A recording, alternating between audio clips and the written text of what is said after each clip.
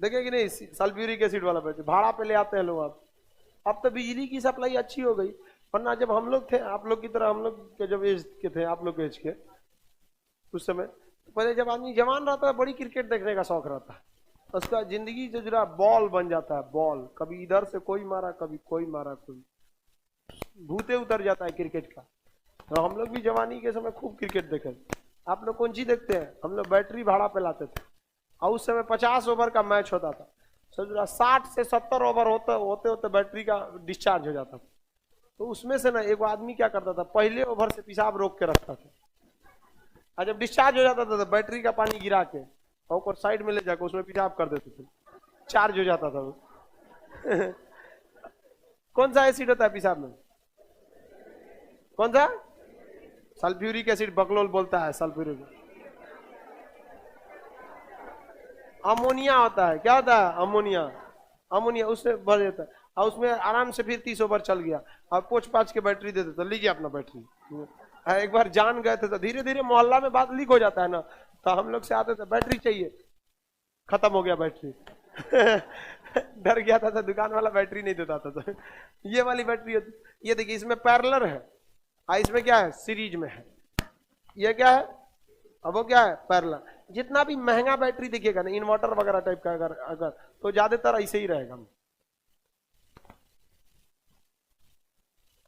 इस टाइप में रहता है बड़ा बैटरी। नहीं समझे?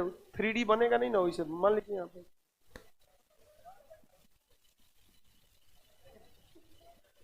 हो गया, अब बढ़िया बैटरी हो गया, और उसमें लोकल बैटरी है।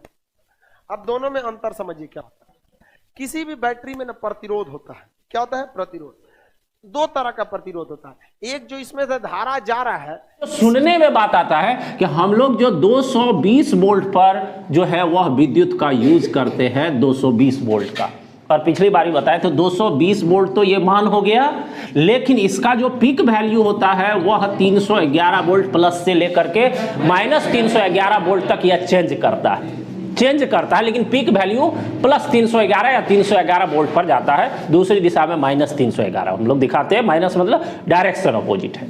अब देखो तो डिस्ट्रीब्यूशन 220 वोल्ट पर हम लोग इसको यूज करते। अब मान लो इलेक्ट्रिसिटी जो मुख्य रूप से जनरेट होता है वो कहां? जनरेटर उसको उत्पन्न कर रहा है, इट मींस पावर हाउस के पास वह जनरेट हो रहा है। और यहां जो यह जनरेट होगा, तो यह जनरेट होगा, मान लो ज्यादा पावर का विद्युत यहां पर जनरेट होगा, तब ना वह पावर हाउस हुआ। अगर कम सम होगा, एक दो घर में विद्युत ऐसा छोटा सिस्टम तो होगा नहीं, अगर कोई पावर हाउस है, जनरेटर्स है, तो वहां पर ज्यादा विद्युत उत्पादन होगा, मतलब जिस तरह का सिस्टम है उसमें। देखिए तो हम लोग घरों में यूज कर रहे हैं 220 वोल्ट पर।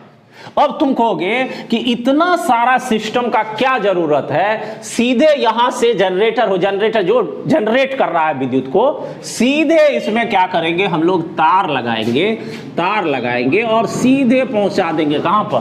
तार में। इतना ताम झाम का क्या जरूरी है? ये सब इतनी चीजों की जरूरत क्या है? विद्युत धारा जब तार से प्रवाहित हो रही है तो तार जोड़ेंगे और जहां से लाए वहां डायरेक्ट पहुंचा देंगे, बात खत्म हो गया।